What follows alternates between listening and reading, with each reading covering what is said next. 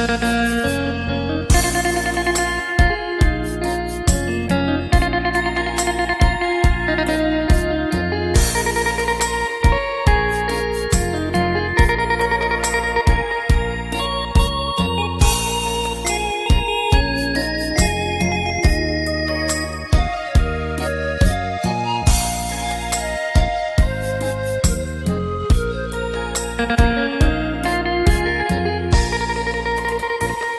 ึ้นรถโดยสารไปเหตุงานอยู่ในเมืองหลวง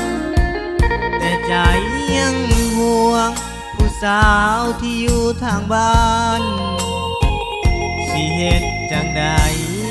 ย้อนความจนพาไปตามทางจึงต้องไกลห่างคนหักจากลาบ้านไปอายอยู่เมืองไกลแต่หัวใจฝากไว้กับน้องถ้าเด้อเนื้อทองหาเงินใดสิเผากับดาวคนจนคืออายเงินบ่หลายจึงไกลบ้านเฮาเหตุงานคำเศร้าน้องเจ้าอย่าเฝ้าเปลี่ยนใจทนสู้ต่อไปยังจนต้องก้มหน้าสู้งานเพื่อสาวทางบ้านสิเห็นใจผู้ชายคนนี้รอท่าก่อนเด้อน้องสาวอย่าพาวนายนี้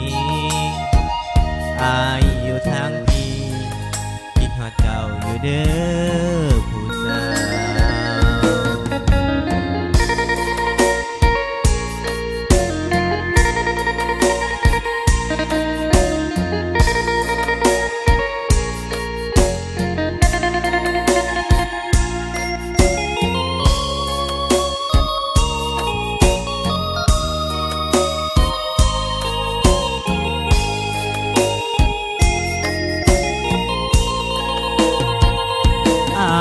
อยู่เมืองไกล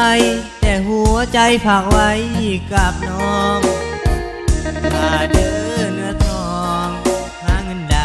สิเผากับดาวคนจนคืออายเงินว่าหลายจึงไกลบ้านเฮาเหตุงานคำเศร้าน้องเจ้าอย่าเผาเปลี่ยนใจยังจนต้องก้มหน้าสู้งาน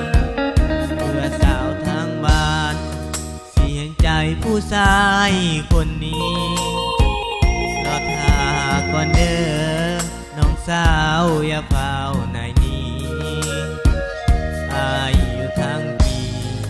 คิดฮอดเจ้าอยู่เด้อผู้สาวมือได้ดีอายสิกลับขึ้นเมื่อบ้าน